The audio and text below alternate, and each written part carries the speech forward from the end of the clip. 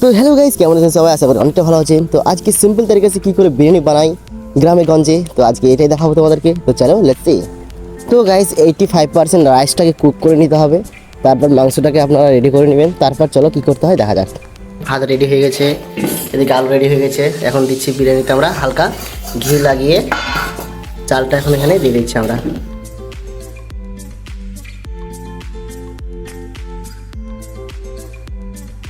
তো এই দেখো এখানে মাংস রেডি, একদম মাশাআল্লাহ কি সুন্দর হয়েছে মাংসটা। তোমার সাথে সাজিয়ে এক লাইন। আর এখানে পেঁয়াজের কি বলে ভুজিয়া চারিদিকে ছিটিয়ে দাও।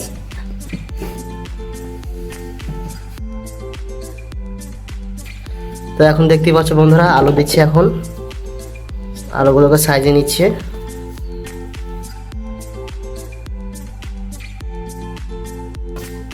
তো বন্ধুরা, এটা হচ্ছে শাহি বিরিয়ানি, যেটা মা এখন ছিটাবে, মানে চারিদিকে হালকা করে দিয়ে দেবে।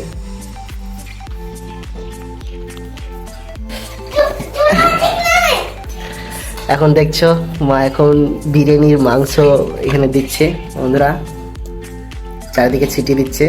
মাংসের লেগ পিসটা আমার জন্য, মানে আমি কোনো বলেই না যে আমার জন্য লেগ পিস দিতে রাখতে হবে, কিন্তু মা রেখে দেয়, কারণ আমাকে মা অনেকটা ভালোবাসে তাই। কার জন্য? হ্যাঁ জি, হ্যাঁ দুটো আছে। হ্যাঁ করে রেখে দাও লেগ পিসটা, মাশাআল্লাহ। আর তার কারণে এবার চাল যাবে।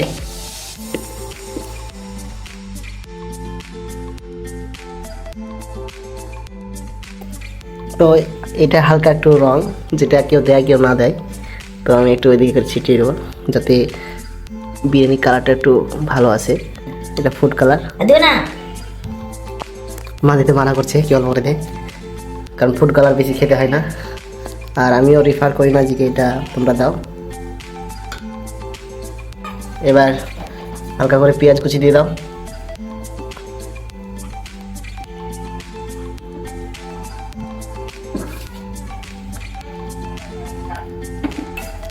এবার আবার নতুন করে আলু সাজিয়ে নিচ্ছে আর একবার রাউন্ড। আলুর রাউন্ড হয়ে গেছে, আবার মাংস দিয়ে দিচ্ছে, দেখতেই পাচ্ছ।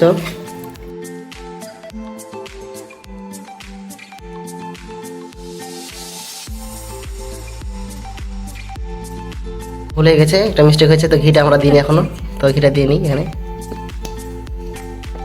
ঘিটা বেশি করে দিয়ে দাও, তাহলে নিচে দিয়ে চলে যায়। তো বন্ধুরা দেখতে পাচ্ছ কত সুন্দর কালারটা এসছে। আবার একটা রাউন্ড বসছে চালের।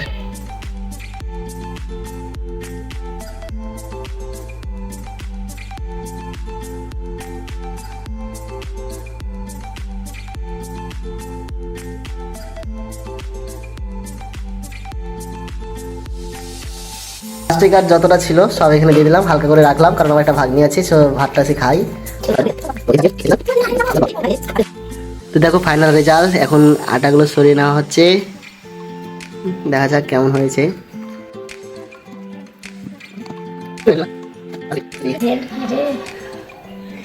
ওয়াও,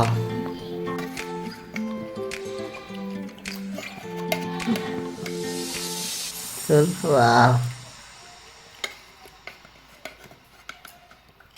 ও সেই সেই।